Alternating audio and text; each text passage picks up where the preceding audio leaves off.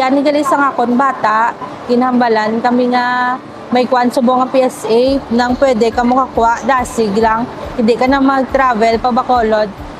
Nagngagawid kami kay para makasave lang balasang time kag isang plate.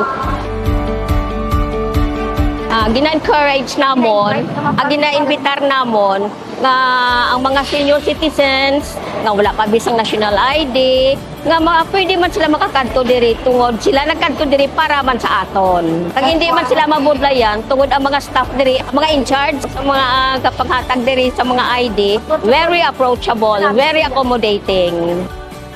I'm very happy na ari ako subong diri sa aton munisipyo sa Binalbagan para makita ko kamo and mahatag ang serbisyo sa Philippine Statistics Authority to bring the services of the government closer to the people.